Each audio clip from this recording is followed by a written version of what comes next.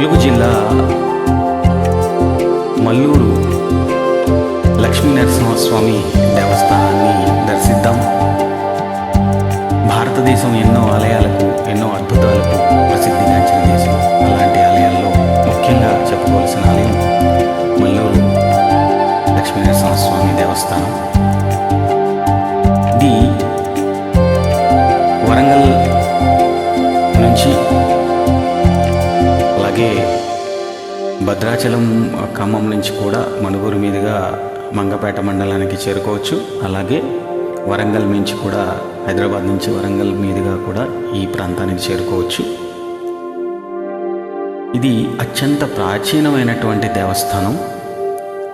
నవనారసింహ క్షేత్రాల్లో ఒకటిగా కూడా ఈ మల్లూరు హేమాచల లక్ష్మీ నరసింహస్వామి క్షేత్రం ప్రసిద్ధి చెందింది.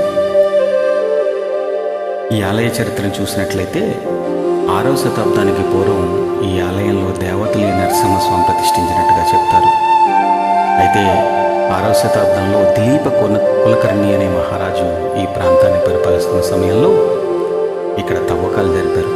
ఆ సమయంలో స్వామివారు దిలీప మహారాజుకి స్వప్నంలో కనిపించి, తవ్వకాలు జరుపుతున్న సమయంలో గుణపం తగిలి తన నాభి వద్ద గాయమైందని, భూమి లోపల ఉన్న విగ్రహాన్ని తీసి భక్తుల సందర్శనార్థం ఏర్పాటు చేయాలని సూచించడంతో దిలీప మహారాజు స్వామివారి విగ్రహాన్ని బయటకు తీయించి ఆలయాన్ని నిర్మింపజేశారు.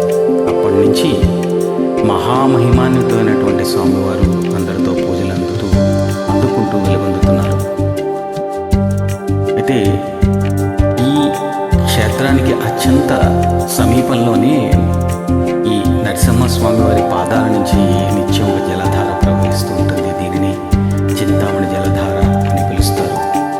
చల్లగా ప్రవహించే ఔషధ గుణాలతో కలిసిన ఈ నీరు తాగిన వారికి ఎన్నో రోగాల నుంచి ఉపశమనం లభిస్తుందని ప్రతీతి. అన్ని కాలాల్లోని నిరంతరాయంగా ఈ చింతామణి జలధార ప్రవహిస్తూ ఉంటుంది.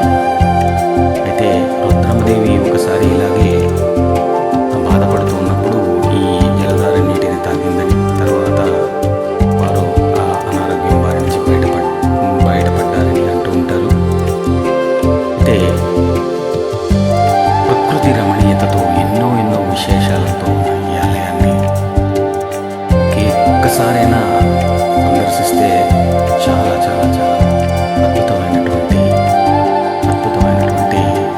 ఆనందం, ఒక పవిత్రమైనటువంటి భావం కలుగుతాయి.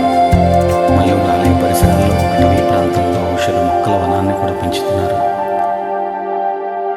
సో ఈ విధంగా ఇలా మనం స్వామివారిని దర్శిస్తూ ప్రకృతి ఒడిలో హేమాచల కొండల్లో నెలకొల్లినటువంటి ఈ దేవాలయాన్ని దర్శించడం ద్వారా ఎన్నో ఆనందానుభూతులను మనం పొందాలి.